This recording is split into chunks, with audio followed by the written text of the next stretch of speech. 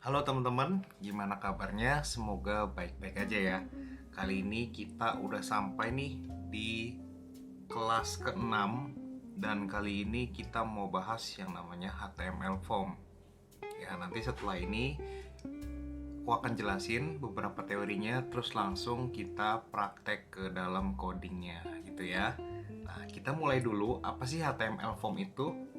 Nah, contoh penggunaan form dalam HTML itu seperti ini ya. Misalnya kita mau memasukkan data, nama depan, dan nama belakang ya. Nanti bentuknya form itu akan banyak dipakai di dalam web developing gitu ya. Jadi ini juga satu materi yang sangat penting untuk teman-teman pahamin karena ke depan teman-teman akan sering ketemu dengan yang namanya HTML form ini.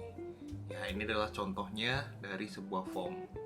Ini ada yang namanya label, terus ini ada yang namanya input. Ya, ini adalah input elemen, lalu di sini nanti contohnya ada tombol submit gitu ya. Nah, contohnya gimana sih kalau dalam penggunaan HTML form itu? Nah, nanti penulisannya itu kurang lebih seperti ini.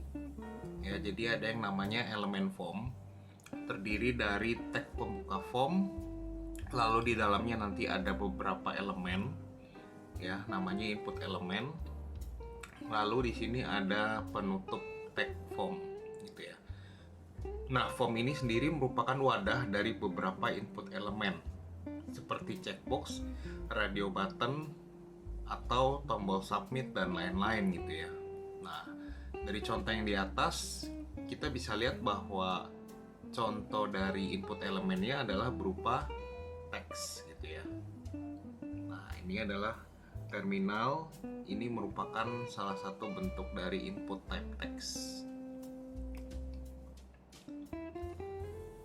Nah, selanjutnya ada input elemen. Nah, input elemen ini merupakan satu elemen yang sering digunakan di dalam form elemen ya. Jadi nanti bentuknya itu nested tag gitu ya. Jadi nanti ada input elemen di dalam form elemen gitu ya.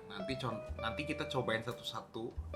Contohnya ada type text, type radio, checkbox, submit dan juga button gitu ya. Nanti teks ini berupa satu baris isian seperti yang tadi di awal dicontoh itu merupakan type text. Lalu ada type radio, ini merupakan salah satu elemen, salah satu tipe ya, tipe dari input elemen yang kita bisa memilih satu dari sekian banyak pilihan gitu ya. Lalu ada checkbox, lalu ada submit dan juga button. Nah, kita langsung aja cobain ke dalam codingnya seperti apa sih bentuknya gitu ya untuk bentuk elemen dari form itu. Nah, kita langsung cobain aja. Nah, ini adalah contoh dari form elemen. Jadi untuk membentuknya itu kalian bikin sebuah elemen terdiri dari tag pembuka form dan juga penutup form. Ya, ini adalah contoh dari form elemen. Nah, nanti atributnya sendiri akan kita bahas di part 2. Nah, sekarang ini teman-teman kita fokus ke dalam input elemennya dulu ya.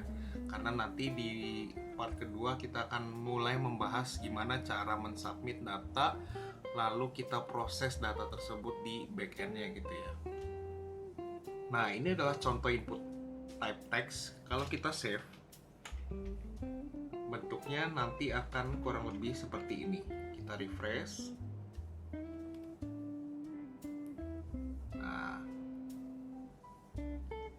Nah, ini adalah contoh penggunaan dari form yang tipe text gitu ya. Ini contohnya. Terus selanjutnya misalnya kita mau bikin sebuah input type radio. Nah, ini adalah contoh bentuk dari input type radio. Kita coba masukin ya. Misalnya contohnya kita mau memilih salah satu makanan favorit dari beberapa pilihan ya. Nah, kita coba langsung aja kita pilih yang namanya input type radio. Kita langsung coba di sini. kita ubah, kita tambah aja di sini input type radio dengan name favorite food dengan value soto. Nah, ini adalah contoh type radio. Jika ingin menambahkan satu pilihan yang baru, maka teman-teman perlu membuat salah satu input elemen dengan tipe yang sama gitu ya, dan nama yang sama, tapi dengan value yang berbeda gitu ya. Nanti ini kepentingannya adalah value ini sebagai data yang disubmit ke backend ya. Nanti bisa diolah di backendnya menjadi sebuah data di database misalnya, atau bisa juga sebagai penentuan validasi gitu ya. Nah, ini kita coba tambahin dulu input type radio yang kedua.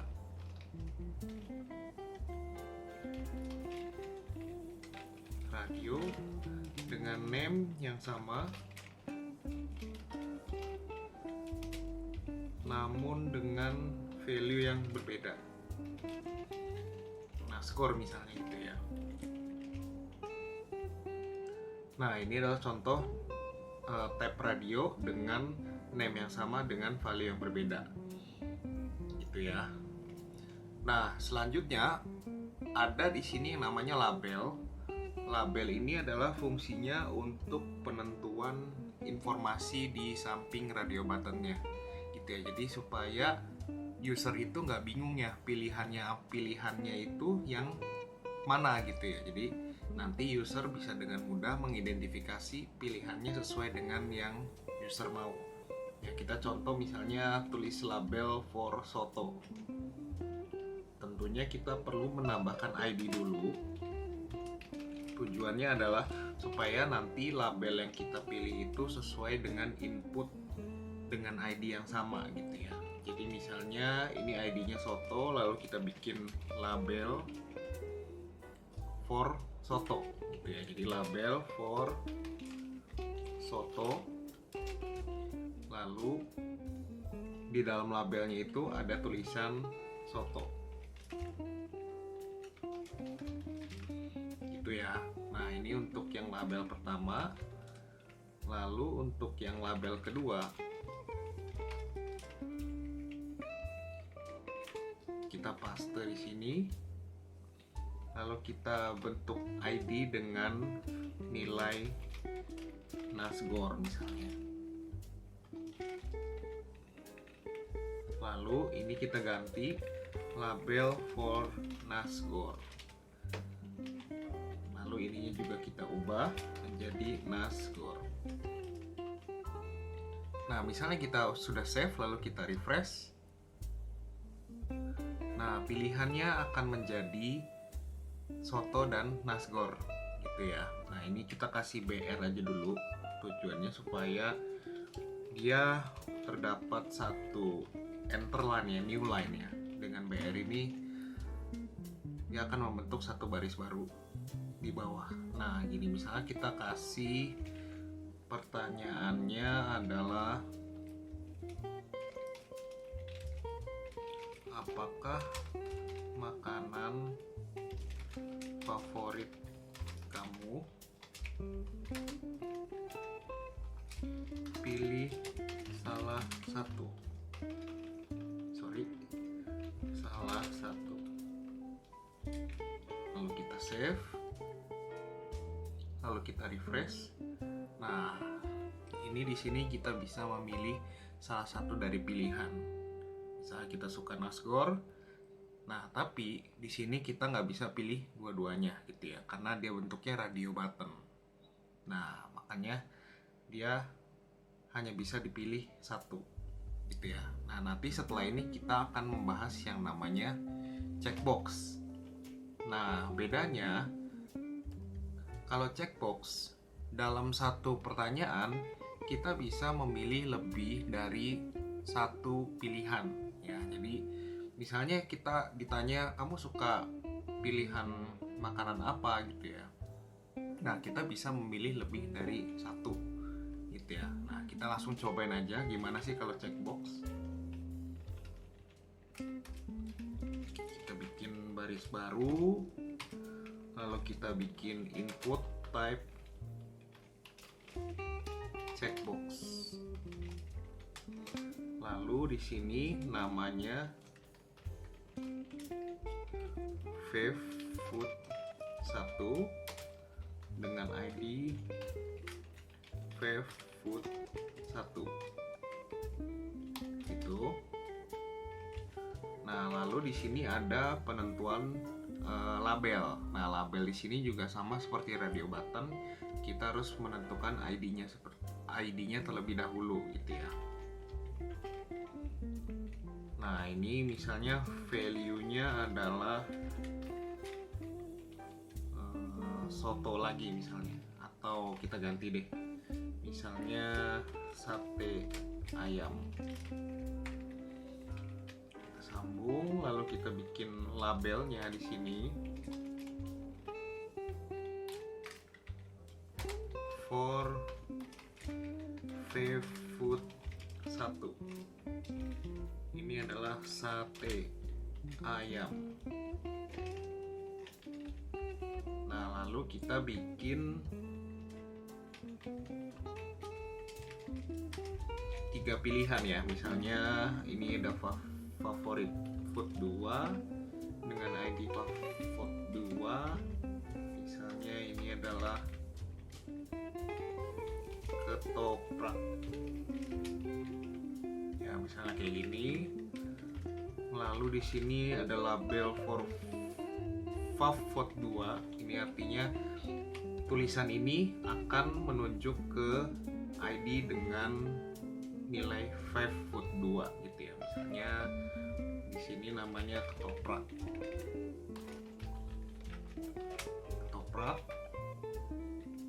Lalu yang ketiga misalnya di sini ada favfood 3 dengan ID favfood 3 juga, tapi value-nya misalnya gado-gado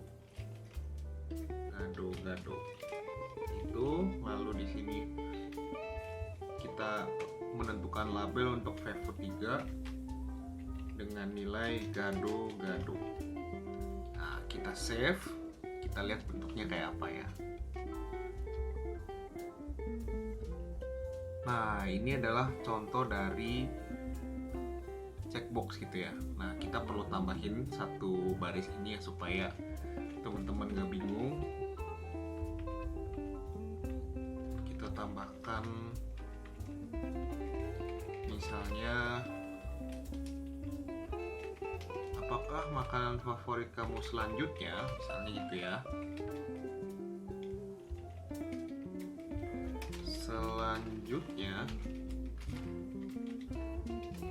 bisa pilih lebih